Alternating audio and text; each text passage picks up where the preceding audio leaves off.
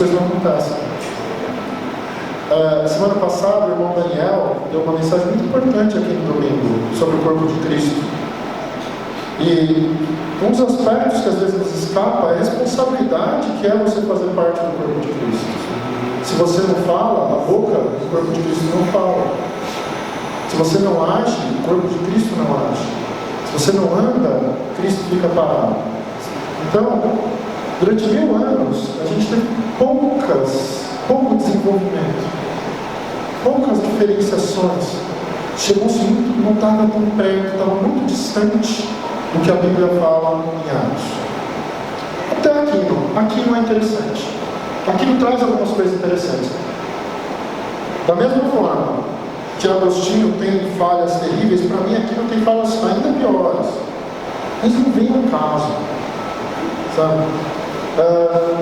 Eu acho importantíssimo essa questão aqui. Para Aquino, e aqui é um ponto que a gente depois vai se formar em cima disso aqui. Para Aquino, Deus é luz. E Deus fala assim, tá, Deus é luz, mas e daí? E daí porque durante 1000 anos a Igreja Católica tinha colocado como central a questão do pecado. Você pecou, vamos te castigar. Você pecou, confessa, paga a indulgência. Aqui não fala assim, o pecado não é a questão é a falta de luz. Porque perto de Deus, que é a luz transbordante, não existe trevas. Se você está em pecado, significa que você está distante de Deus. Se aproxime de Deus e você não vai mais pecar. Então, ele muda o foco, ele muda a lente. Em vez de ficar olhando, olha, esse irmão é pecador, aquele irmão é mais pecador que esse aqui, ele fala assim, não, o foco é Deus. Amém. Se você se aproxima dele, amém, você não peca. Amém. Isso aqui é essencial. Amém. E outro aspecto essencial é isso aqui, ó. Isso aqui também é uma base nossa. Isso aqui a gente olha, às vezes, eu lembro quando a gente estudou isso aqui, no Estudo Vidas. Isso aqui era, nossa, olha irmão, toma cuidado ao falar isso, porque isso aqui pode assustar as pessoas. Jesus é homem e é Deus. Não, isso aqui não falava no século XIV. Jesus é homem, ele sofreu como homem, ele andou como homem. Se ele não passasse por isso como homem, ele não serviria como propiciação. Mas ele é Deus, porque Deus se fez homem. Amém. Isso mostra o amor de Deus. Então, ele se tornou uma perfeita propiciação. Ele é perfeito para pagar pelos nossos pecados. E ó, ele é tão perfeito que ele paga por todo e qualquer pecado. Porque ele é perfeito. Não é porque eu sou perfeito, porque ele é perfeito. Bom, chegamos a Lutero. Lutero é o marco mais importante desse período. Pós-Paulo, provavelmente seja o marco mais importante para nós. Por quê? Porque a Igreja Católica, no caso, vivia um momento muito ruim. Ela estava se distanciando de coisas importantes e essenciais para o cristianismo. Ela estava muito próxima da política. Ela estava muito próxima, ela tinha uma vontade econômica muito grande, precisava de dinheiro. Isso afastava ela de Deus e nos afastava como cristãos. Ela era a única igreja do cristianismo até então. Então ela afastava os cristãos de Deus, porque era mais ou menos assim: o Ribamar pecava, aí o Ribamar ia lá e pagava no banco uma taxa e recebia um certificado que o pecado dele estava perdoado. Isso é indulgência. Quando eu falo de indulgência, a gente está falando disso. Tinha o banco que tinha um contrato com a igreja, os Kruger, você ia lá no banco e pagava. E você podia pagar, por exemplo, os pecados do seu pai, que já morreu. Ele estava no inferno, você pagava lá os pecados, perdão, os pecados, recebia o certificado. E segundo a igreja, ele saía de onde ele estava e ia para outro lugar. Ou você pagava o pecado de gente que nem tinha nascido. Eu quero pagar os pecados até minha terceira geração. Você pagava Um monte de pecado. E, obviamente, isso é antibíblico. Obviamente. Mas ninguém lia a Bíblia. A Bíblia era em latim. As poucas pessoas que sabiam ler. Daí você pega essas poucas pessoas que sabiam ler, menos ainda sabiam ler em latim. As Bíblias que existiam eram em latim. Então, a palavra de Deus estava distante das pessoas.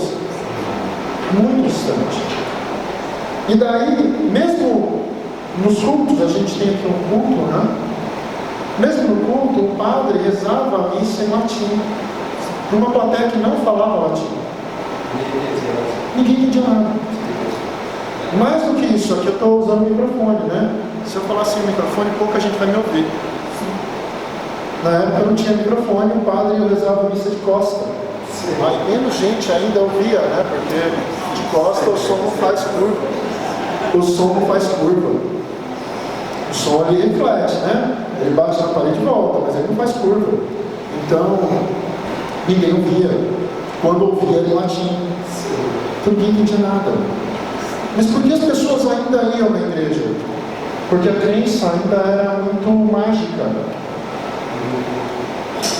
Eu vou lá porque eu creio que o Senhor vai me salvar por eu estar ali. Eu não entendo nada do que está acontecendo, mas amém. Eu creio que muitos desejam ser salvos pela fé que têm. Mas na prática, é magia. E daí o Lutero fala, a gente precisa nacionalizar isso, as pessoas precisam ler, entender, conhecer Cristo. Eles não conhecem Cristo, eles não sabem quem é o seu Deus. De fato, ele não está errado, não estava. Então ele queria romper com essa degradação da venda de indulgências, e ele queria acabar passando uma ideia mágica. Ele queria que as pessoas de fato lessem a Bíblia. Amém. E entendessem e conhecessem seu Deus. Um dos livros que ele escreveu, é um também das nossas bases, é A Liberdade e a Prisão de um Cristão. Já conhece a Liberdade de um Cristão? Já leu? Maravilhoso o livro, maravilhoso. Porque ele fala assim, ó, o cristão é totalmente livre. Porque Paulo fala isso. Nada prende o cristão. Nada prende. Tudo é lícito. Mas o cristão, ao mesmo tempo, é totalmente preso. Porque ele tem que servir os outros. Ele é um servo, ele é um escravo dos outros. Então, pela fé, somos livres. Pelo amor, somos servos. Isso é a base do serviço de Deus.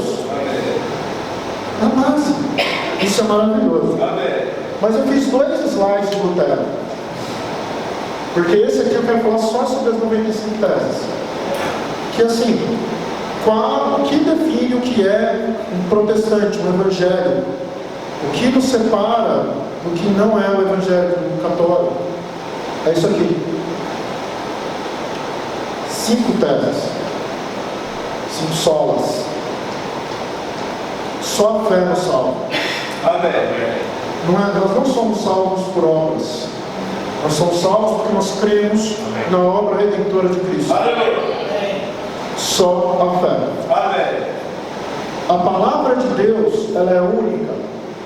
É através delas que nós conhecemos nosso Senhor. Amém. É o nosso testamento. É a nossa herança. Aleluia. É através de Cristo que fomos salvos. Amém. Não há intermediários entre nós e Deus. Amém. Cristo nos salvou. Cristo abriu o caminho. Amém. Foi a morte dele que rasgou o véu. Amém. Nós não merecíamos. Só a graça dele fez com que nós fôssemos salvos. Amém. Ninguém aqui merecia, e ninguém na história merecia ser salvo. Nós somos salvos porque Cristo olhou para a gente com um olhar gracioso, cheio de misericórdia, e nos salvou. E graças a isso aqui, se é pelas graças que nós somos salvos, nós não temos mérito nenhum nisso. Então a glória é totalmente de Deus. A glória é de Deus. Se nós tivéssemos mérito, a glória seria nossa. Mas nós não temos mérito, então a glória é de Deus. Esses são pontos. Isso aqui é ponto essencial da nossa fé. essencial, a nossa base. Depois vem o Calvino. O Calvino não faz parte da nossa linha. Mas eu trouxe ele porque se a gente não entende Calvino, a gente não entende o resto depois. O Calvino ele pregava que não apenas a palavra, mas a tradição era importante. Então, era importante mostrar seriedade na sociedade. Então as tradições tinham que ser mantidas. Ele pregava o ascetismo radical, separação total do mundo, ficar distante daquilo que é qualquer coisa que seja possível de ser pensada no mundano. E ele pregava a predestinação. Nós somos escolhidos antes da fundação do mundo. E daí, se eu pregar o evangelho ou não, tanto faz, porque aquele que foi escolhido, ele vai ser salvo. Deus vai dar um jeito e vai salvar ele. Se não for escolhido, não vai ser salvo. Se for escolhido, vai, acabou. A gente, aqui na igreja, a gente não pensa desse jeito. Tá? Mas eu trouxe ele porque esse pessoal que veio depois dele, que eu vou citar aqui, pensava diferente dele. E, na verdade, eles criaram o seu pensamento falando, não, Calvino não estava certo em algumas coisas. A primeira pessoa que eu quero trazer é essa mulher aqui. É uma das únicas mulheres que a gente vai trazer nessa nossa mensagem, mas ela é de extrema importância. Muito citada pelo irmão Lee. Muito citada pelo irmão Lee. Na verdade, ela é a base do irmão Watchman, do irmão Lee, e na verdade, é uma base anterior, até uma base do Wesley. Sabe? Ela é extremamente importante. Por quê? Por causa que ela fala sobre isso aqui, ó. Levar à morte o eu. Até então, não se falava sobre o ego, sobre a questão da minha vida da alma. Ela é a primeira que começa a falar assim: se eu apareço, Cristo não aparece. E todas as coisas que eu vou atrás, que estão no meu coração, que dominam o meu querer, a minha vontade, meus sonhos, excluem Cristo. Por ela falar isso, ela é extremamente influente. Porque isso daqui também é uma das nossas bases. Sem negar a vida da alma, e a gente chama isso de negar a vida da alma. Levar à morte o eu, levar à morte o ego, deixar que as minhas vontades estejam em segundo plano, deixar que Cristo seja o primeiro em minha vida. Isso é uma base extremamente importante para o cristão. Amém. E por isso que ela é influente no Wesley, no Watchman, no Wesley e tantos outros, no Darby. Fora do século XVII, eu não conheço ninguém que fale mal dela. Impressionante.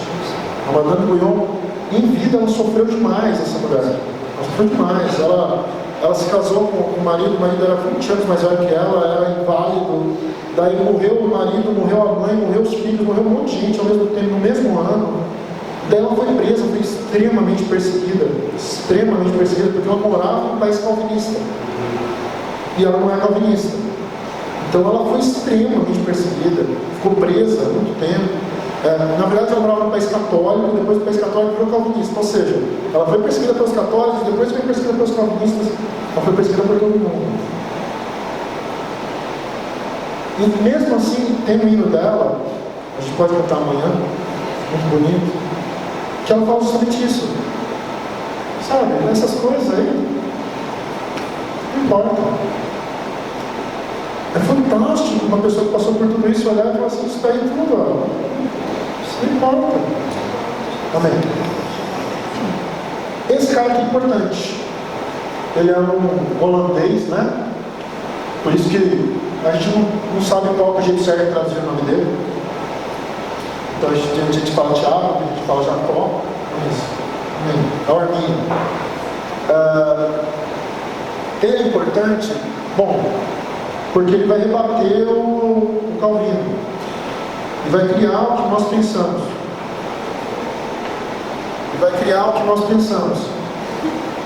Então, criar assim, o Senhor vai revelar para ele. Irmãos, tem um ouvido santo. Quando eu falar uma frase que parece que esteja meio tortinha, Coloque nos termos que a gente usa normalmente. Amém? Deus sabe quem vai aceitá-lo ou não.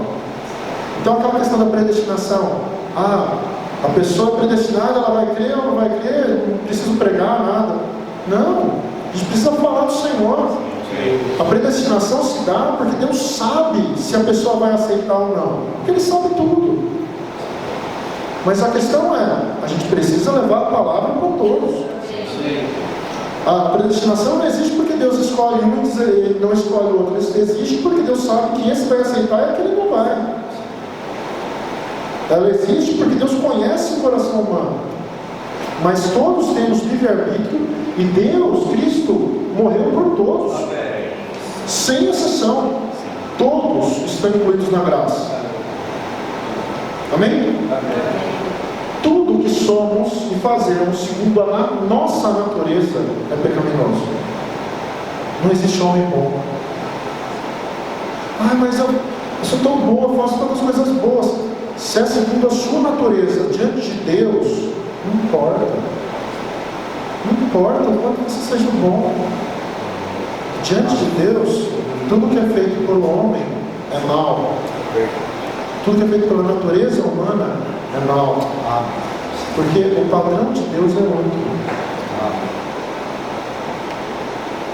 Você pode barrar a graça de Deus pela sua incredulidade. Isso aqui é interessante.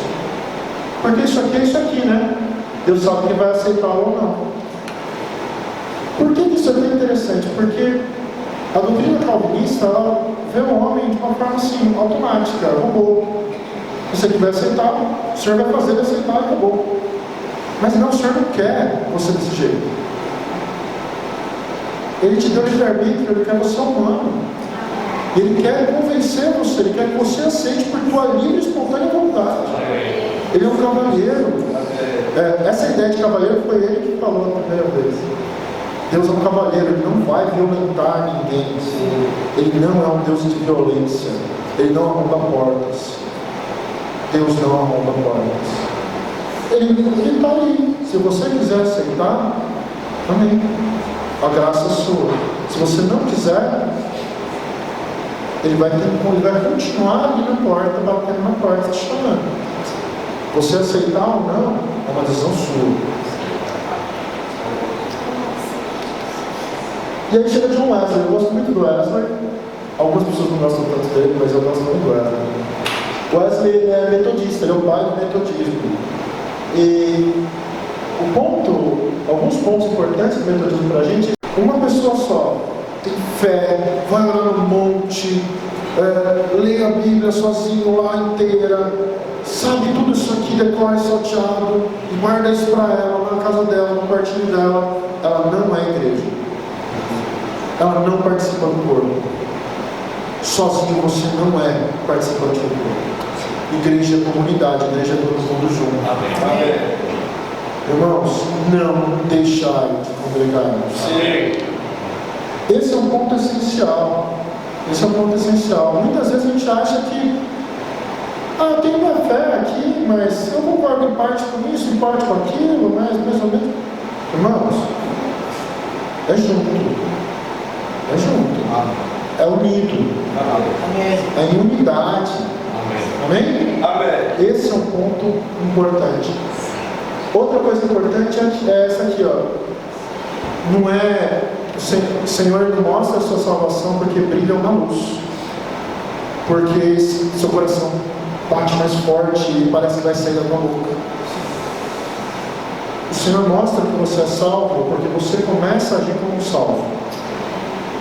Como um salvo age? Como um cristão age? Demonstrando amor. Se você não demonstra amor pelo próximo, talvez você não seja salvo. Porque se Deus habita ricamente em você, você tem que amar as pessoas. Deus é amor. Esse é um ponto essencial. E ele é o primeiro a se preocupar com todas as esferas do indivíduo. Então ele divide o indivíduo em 3 esferas. Na verdade, ele divide em várias esferas dentro de cada uma. Mas já é o padrão corpo, alma e espírito. Ele fala, o corpo é importante, a alma é importante, o espírito é importante. Nós temos que cuidar dos três. E não apenas tenho que cuidar dos meus três, tenho que cuidar dos três do irmão. Do que está do meu lado. Se o irmão está triste, eu tenho que me preocupar. Se ele está alegre, eu tenho que me alegrar junto. Se ele está com alguma dificuldade física, humana, eu tenho que saber. Eu tenho que tentar ajudar, eu tenho que fazer o possível. Porque ele é meu irmão. Todas as esferas do indivíduo são importantes para Deus. E aí vem o Darby. O Darby já está bem próximo da gente, né?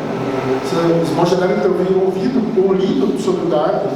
Talvez vocês não leram o Darby, mas ler sobre o Darby. Você leu o Witness Lee, o Watchman Lee, você leu o Darby.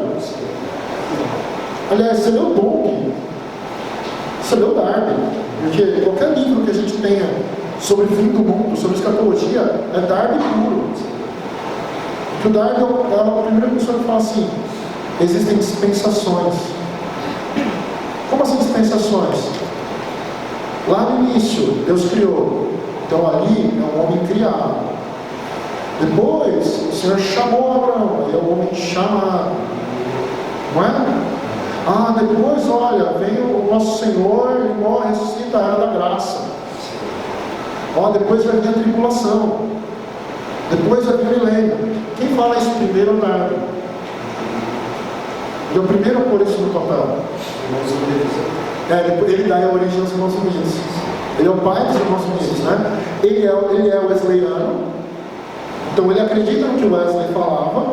Ele era metodista. Aí ele sai do meio metodista para formar os Irmãos Unidos. Inclusive, o próximo é Irmãos Unidos. Coloquei, faltou antes. Irmãos Unidos ou Irmãos de Plymouth, porque foi onde surgiu esse movimento. E aqui a gente está bem próximo da gente já, né? Bem próximo da gente. Os Irmãos Unidos, eles são darwinianos. Eles são dispensacionalistas. Nome chato. Mas, ou seja, eles acreditam em Wesley, eles acreditam nas coisas que o Wesley tinha falado, que acreditavam nas coisas que o Armínio tinha falado, que acreditavam nas coisas que o Lutero tinha falado. Vocês entendem? É um em cima do outro. É um quadradinho que a gente está montando. E daí os Irmãos Unidos, a gente fala assim, as igrejas locais são autônomas. Cada cidade tem uma igreja, não precisa ter uma matriz. Igrejas locais autônomas. E cada uma delas vai ter sua própria direção. E essa direção, ela é múltipla. Não tem pastor presidente. São conselho de anciões, conselho de presbíteros. Mas parece como um lugar. Todos os santos podem exercer o sacerdócio. Todos. Porque o sacerdócio não é posição, o sacerdócio é dom de Deus. Então todos os santos podem falar por Deus. Sem divisão de clérigos e leigos. Não tem a figura do pastor, do mestre, ainda que tenha a função, não tem a figura. Todo mundo senta em círculo e compartilha. Partir do pão todos os domingos. Eu sempre fui da igreja, desde meus 5 anos. Então, para mim, isso aqui era totalmente comum. Para mim, todo mundo fazia isso. Até eu descobri que quase ninguém faz isso. Quase ninguém faz isso. Sei lá, tem gente que parte uma vez por ano, tem gente que faz 4 vezes por ano, tem gente que faz uma vez por mês. Os Irmãos Unidos, eles faziam todo domingo. Todo domingo eles lembravam que o Senhor morreu por eles. Evangelismo é uma característica dos Irmãos Unidos. A gente tem que pregar o Evangelho. Por quê? Porque eles são arminianos. Eles acreditam que essa é a função que Deus deu para eles, assim como nós acreditamos. A Bíblia como centro do culto. Tudo que nós falamos é baseado na nossa leitura da Bíblia. Ela é o testamento de Deus para nós. Ela é nossa herança. Grupos familiares. Na época eu chamava de familiaridade muito, mas coloquei aqui porque fica mais fácil nós entendermos. O padrão principal é que a igreja, a hora que absorve pessoas pelo evangelismo, leva as pessoas para casa. As pessoas têm que estar na casa dos irmãos. Porque a ideia é que isso aqui seja uma família. Irmãos, não é à toa que isso aqui se parece com a gente. Isso aqui é a gente. E foi os irmãos unidos que alcançaram o Atmani. Eu coloquei aqui século XX, mas é o comecinho do século XX, né? 1905. Bem começo do século XX. E o Atmani, ele pega tudo isso daí e ele acrescenta algumas coisas importantes. Eu acho que mais do que assim, essa é a minha visão, irmãos. Até aqui, a história não tem muito o que discutir. Mas aqui é uma visão minha. Eu acho que mais interessante ainda do que ele ter acrescentado essas coisas novas é o fato de ele ter liderado a igreja na China, e a igreja na China tem 400 igrejas a partir do irmão Atmani. Ele liderava 400 igrejas locais na China. Isso em 1905. Eu não sei se a gente tem 400 igrejas no Brasil. Eu acho que não, inclusive. Eu acho que não. Eu acho que a gente tem 300 e alguma coisa. Então assim, em 1920 e pouco, tinha 400 igrejas lideradas por esse irmão na China. Nesse formato que a gente tem aqui. Isso é fantástico. Irmãos, isso é um dom de Deus, um ministério fabuloso. E o que ele acrescentou para a gente foi a ideia de quebrantamento do homem exterior. Se eu não deixo o meu ego morrer, o Senhor não aparece nas minhas ações. Isso parece com a Madame Guyon? Parece, né? Negar a vida da alma. Isso parece com a Madame Guyon? Parece também. Vocês entendem o que eu estou falando? O que eu estou falando, vou ser bem claro, o que eu estou falando existem novidades, mas no geral é uma pessoa em cima da outra. E as novidades não são gritantes. É coisinha um pouco que fala tanto. Só que essa coisinha um pouco, aí vai coisinha um pouco. Isso aqui, olha quanta coisa maravilhosa surgiu para que a gente se assentado aqui. Olha o legado espiritual, o tamanho do legado espiritual. Obediência ao Espírito. Irmãos, nesse caso eu creio que ele seja um dos primeiros a falar isso. Ele fala assim, a gente ora. A oração é um ponto muito forte do irmão Atmani. O Atmani ele fala muito sobre a oração. Ele fala assim, se a gente ora, se a gente está na presença de Deus, se a gente está no Espírito, se a gente é no Espírito com Ele, Ele fala com a gente. E se Ele fala com a gente, o maior pecado possível é você desobedecer Ele quando Ele fala com você. E se você obedecer a Ele, não existe limite. Inclusive tem um livro dele que fala que não tem limite nenhum, inclusive, né? Que é o... como chama aquele livro difícil dele? O homem espiritual. Se você está em contato com o Senhor, não tem limite. Não tem limite no poder de Deus em você. Isso é fantástico. E ele fala sobre a realidade do corpo de Cristo. Também é um dos primeiros a falar sobre isso. Que eu falo assim, se o Daniel não funcionar, todo mundo aqui está perdendo. Todo mundo aqui perdeu.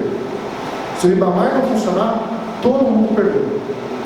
Por quê? Porque o Senhor fala para o Daniel de uma forma muito específica. Dessa forma que o Senhor falou para o Daniel, não falou para mais ninguém. Então, se ele não fala, eu perco uma partinha de Deus ali que eu não vou ganhar de outro.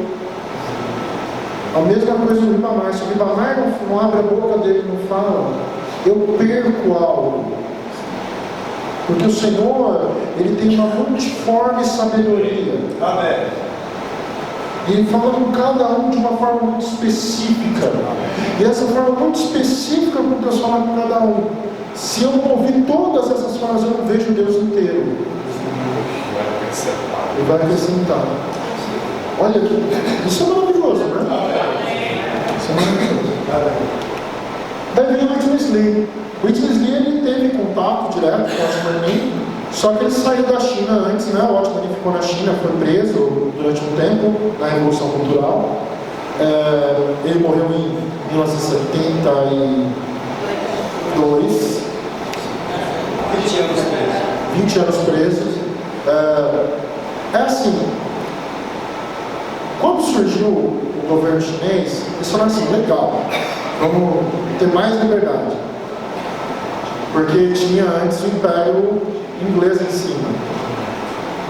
Aí quando o governo chinês começou a falar assim, você vai ter liberdade se você falar o que eu mandei, o que eu deixo você falar, eles falaram assim, poxa, acabou a nossa liberdade. Aí a gente falou assim, não, a gente vai continuar falando o que o senhor vai mandar a gente falar. Aí eles foram presos.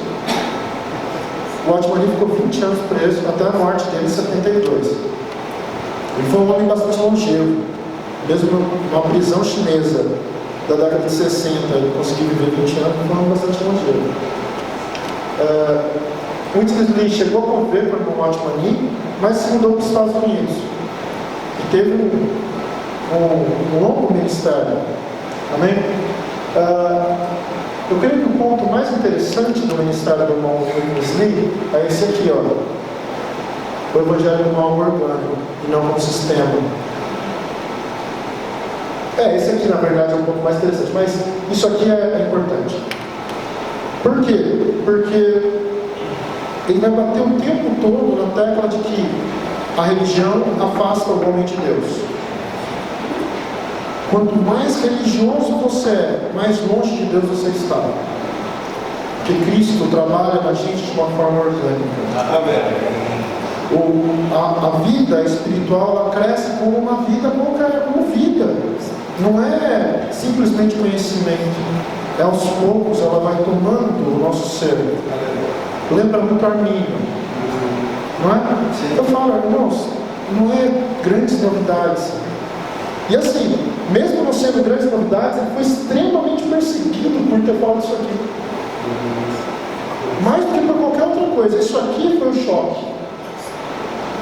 Porque daí o pessoal religioso falou assim, como assim religião é ruim? E daí ele foi perseguido, e bastante perseguido, durante a vida toda dele. E uma questão crucial do irmão Whitney Lee é esse estudo rebuscado da Bíblia. Irmãos, esses dias eu estava conversando com a dona Elza, minha mãe, e daí ela falou assim, nossa, a gente fala com as pessoas, tem gente que pergunta assim, mas vocês fizeram teologia? Mas de onde vem isso aí, tudo que vocês estão falando? Eu falei, poxa, mas não é normal todo mundo saber isso? Porque a gente que vive aqui, a gente fala assim, não é normal, isso é... Como as pessoas não sabem isso? E a gente sabe tudo isso porque desde criança a gente leu todos os estudos vidas que foram sendo lançados. As nossas reuniões de jovens, quando eu era molequinho, o que era a nossa reunião de jovens? A gente se juntava para ler o estudo vida. Então a gente lê os livros de Gênesis, de João, de Mateus, de Apocalipse. Tinha vezes que a editora às vezes lançava o estudo vida dividido em várias partezinhas para não parecer um livrão desse tamanho. Estudo de bolso. E o que é o estudo vida? É o irmão que se fazia. Ele pegava a Bíblia e pegava, esmiuçava tudo que estava ali, tirava cada pedrinha preciosa daquilo ali tudo. E a gente foi criado desse jeito. Irmãos, se vocês lerem os estudos vidas, não tem nada ali, não tem nada fora dali, vamos dizer assim. Aquilo ali é um estudo muito completo, muito completo. Mas eles são mais publicados pelo editor. Amém. Amém. Sabe, irmãos, tem um jogo de cintura com as coisas. Amém? Não dá para perder isso aqui porque não é mais publicado pelo editor. Amém? Amém. Sem querer entrar em... Mas, Senhor, né? Eu quis colocar só gente que não está viva. Por isso eu vou terminar falando do irmão Dom. Mas eu podia continuar, podia falar do irmão Miguel, do irmão Ezra, do irmão Romildo. Ai, mas fala do Romildo. Não, gente, para mim, é um pai da fé. E se eu perguntar para os irmãos com mais de 10 anos de igreja aqui, qualquer um com mais de 10, 20, 30, 40 anos de igreja, todos vão falar isso. Não, foi mal, mas é a realidade.